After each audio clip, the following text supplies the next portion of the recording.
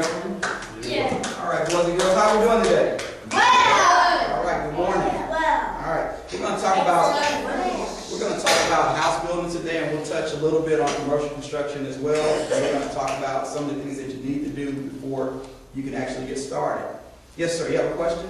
Are you next to build a doghouse? Well, we can build a doghouse. We'll talk about it, and actually some of the components of building a doghouse are the same as building a house. Yes, sir.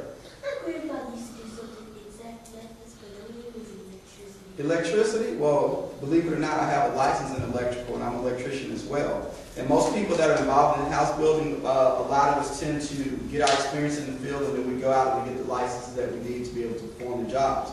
If you get interested in a particular field, you can get into that field, but you also want to learn about all the fields, and that's what makes you stronger, when you can learn across the board. So I brought some different things here today, but first, before we even get into construction, we're going to start talking about some things that before we construct a house, we have to first do these things. One of the things that is extremely crucial is planning. We have to plan it out. So I brought you guys a house plan. This is a house that I'm building right now. You'll take one of those and pass them around. Okay? Let me keep one just to reference with. Actually, get one of those back. There you go. Okay? And this is a one-story house. It currently has 3 bedrooms. We're actually going to, okay, you know what? I'm going to pick an assistant, and that assistant is going to be the person that displays the very best manners, and that is the nicest. All right? There you go. Thank you very much. All right? So, again, we're back to this is a house plan of a one-story house. It currently has 3 bedrooms. We're going to add another bedroom. We're also going to be adding an additional bathroom. Okay? All right. I like it too. I think the customer's going to really like it when we finish. And that's something that's really cool about house building. House building is when you're getting ready to construct, you get with your customer and you visualize everything, you put a plan together. Once you put a plan together, then you're going to put a budget together. Once you put a budget together, then you guys can agree upon the terms, and then you start your house building. Okay, so with that said, the first thing that we want to think about before we can start a job is safety. Safety is always first. And so I brought a few things that you always wear when you're doing your job. And the first thing would be safety glasses. And the reason that we wear safety glasses, anybody have an idea why we wear safety glasses? You don't want to get smoke in your eye? Oh, we're raising our hand. Oh, okay.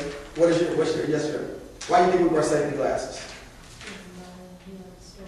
Okay, that's okay. You can still answer because we're raising our hand. There you go. Okay, so when we're working on the job, we have a lot of debris. He's already answered it.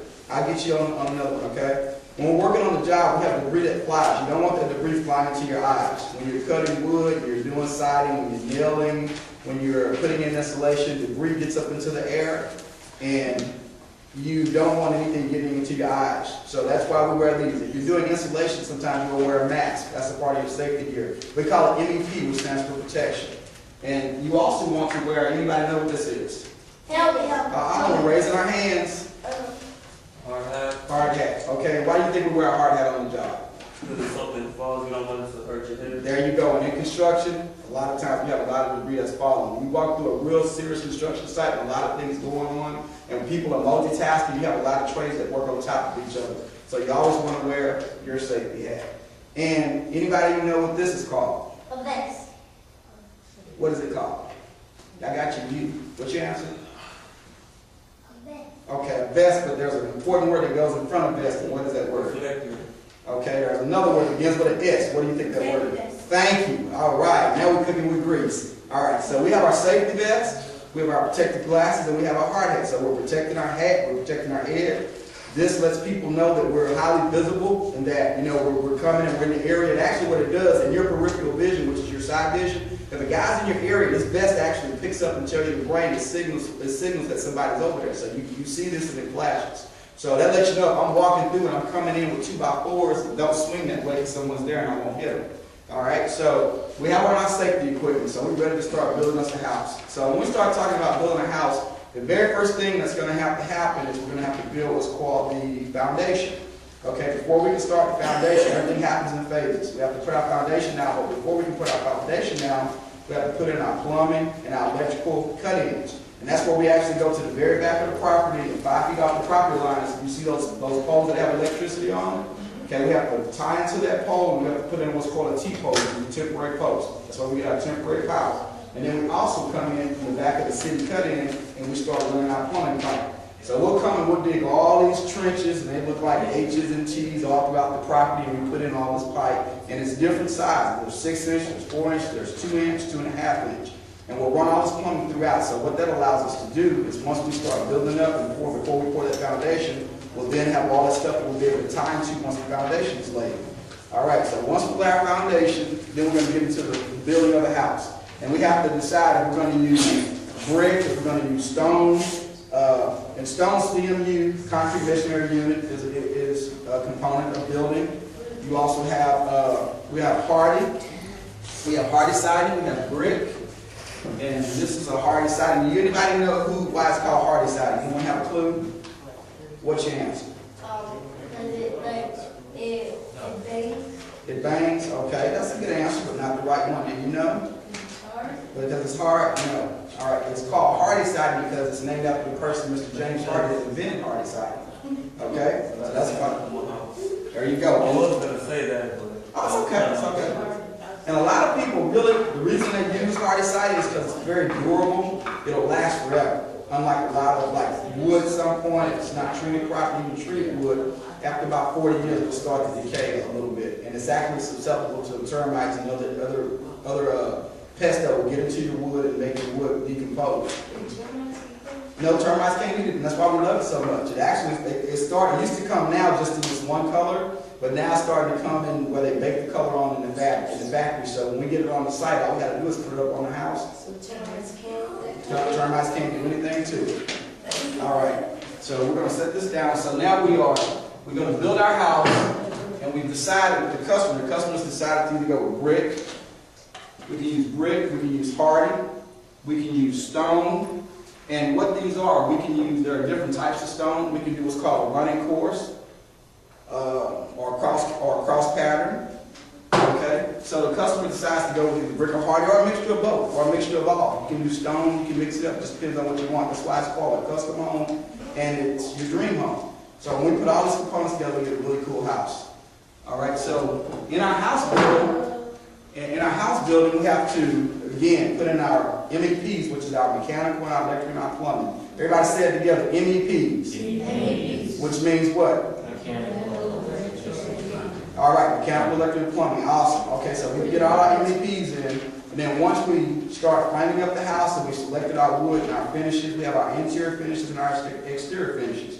Our interior finishes are what you guys see now. The type of sheetrock that you have on the wall, the type of texture. The texture, this is called a beaded pattern, or a bubble pattern on the ceiling, and this is just a flat finish on the walls. And then on the interior finish, that is a wood paneling, so that's a different type of finish. Yes, sir, you have a question? How did they get up? How did they get up there? That's a good question. You ever see the guys climb up on the ladders, and we have what we call scaffolds. Scaffolds are erected.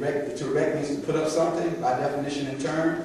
And we put up the scaffolding, and then we put wood on top of it, and we have to make sure that it's secure, so that's why we use a company that can actually do it, because we want it to be safe. Yes, sir, you have a question? Like, how does it stay? Like, how do y'all first get up there and make it stay up there? You usually have 2-3 guys, and you also have a machine that will hoist sheetrock. Will it take a long time for it to dry? So no, because now actually we have heaters and lamps that will dry it faster. So we can actually cut the construction time in half. A lot of these pieces of equipment are very expensive, so some people use them and some people don't. But what happens is a guy will get up on the ladders, and you see 2 guys, and they can be little bitty guys, and they're deceptively strong because they do the work and they're conditioning their muscles to do the work. So you see them get up on the scaffolding, and they push that stuff up there, and one guy holds it, and one guy nails it. And on the other side, you have the wood from where you frame your house. So you have your 2x4s, which are 16 inches on center. 16 inches on center means that every 16 inches, by my tape measure, I'll have a stud at every 16 inches. So every 16 inches, I'll have a stud, which is now, what do you think a stud is? What is it? Piece of wood. Piece of wood, okay. So typically a 2x4. There you go. Stud's a 2x4, but in bigger houses, which you generally see on the first floor, they'll frame with 2x6s. Typically in a house of 3,000 square feet or more, you'll see 2x6 framing. Yes, sir. You have a question? when do you start building the house? When you start building, well, we're actually we're envisioning building the house, and that's why we have our plan. And so we've already started kind of mentally building our house. So we've already put down our foundation, which is our cement, and then we start building it with our studs, which are our 2x4s. Okay, then we use our 2x4s or our 2x6s. Once we put up our wood, then we're gonna go ahead and sheathe in our house, or what we call closing in the envelope, which is drying the building. When you're drying the building, that's putting up wood that is typically a 4x8 sheet of wood. You put the wood on the skin, that's what we call the skin. There are different types of skin too. You have dense glass, you have drywall, you have plywood, different types of plywood, you have treated plywood, pressurized plywood, there are just different types of components. But I like to say that cooking is really, not cooking, but construction. Construction is like cooking. It's like cooking in the sense that we get all these great ingredients, and all you're doing is you're taking them and you put them together at the right time, like baking a cake. You know, you can't put the eggs in right away. You can't put the milk in right away. Everything goes in at a certain time. So we put everything in, and we get what? If we love it, and we take care of it, we get a great product. Yes, sir. You have a question? No? Okay, you have a question? I'm listening. Okay, you okay? All right, good deal. So, again, now we have our plan. Now I'm going to pick up this plan. We're going to reference a couple of things on this plan. The very first thing, when you walk into a house, you have what are called elevations. If I'm looking at a house, whenever I build a house, I always like to lay my plans down, just like my house, as if I'm looking at it, so that I can see where I'm at in the plan. So if we lay this plan in front of us, we walk up to it, we know we have the garage, then you walk to the front door. There, follow me on the plans, guys. Look at the plans. Look at the plans with me. Okay, we have our living room. Everybody see living room? Yes. Okay, then we have our great room, which is the family room. Then we have our kitchen in the back. And next to that, we're going to have a laundry room. That's what those symbols are. You see the architect put those little symbols on it. When I'm in the field, I know that there's going to be a washer and a dryer right there, and a sink in there. The X that's crossed out in the box means sink. Then we have a bath next to that. And then we come in up front, we have an office and a guest room. Then we have a bedroom next to it. And you see the little bitty swing things, those are doors. That indicates which way the door is going to swing. And the way that you know a door is going to swing, if I put my back up to it, this is called a door jam. If I want it to swing that way, that is a right-handed swing. That means I want it to swing into the room. If I want it to swing this way, that is a left-handed swing. That means I want it to swing out of the room. So that's how you know what type of doors you have. When you get ready to order your equipment and your doors, you walk through every room and you put your back up against the jamb and you decide which way the customer does, which way they want that door to swing. So that's how you know how many doors you need and which way they're going to swing and what type. Yes, sir. What if they swing backwards? Well, if a customer, that's why it's called a custom home or a dream home. If you want it to swing backwards, then it can swing backwards. It's your preference. You can have it any way you want to. Yes, ma'am. Well, we're going to get new doors, so we're assuming that we have all new stuff. We're building a house from the very, very beginning. And if we get a door that's bad or it's damaged, because it is a new home, we'll send it back and we'll buy another one. That's one of the things, too, when you're doing construction. Sometimes you get, when you're a good superintendent or a person that's running a job, a project manager, always checks the materials in. When they get to the job, you walk them, you inspect them, and you make sure that they're in good shape, because once you sign that, you bought them and they belong to you. So you always want to make sure that you're checking all your goods and looking over them and make sure there's no damage, especially doors and windows. Sometimes you get a window and actually the frame will be dented or bent. If I'm buying a new car, you don't want to drive out of the lot and your car has a scratch on it, do you? No. Okay, I want a car that's new and shiny and nice. I don't want a scratch on my new car.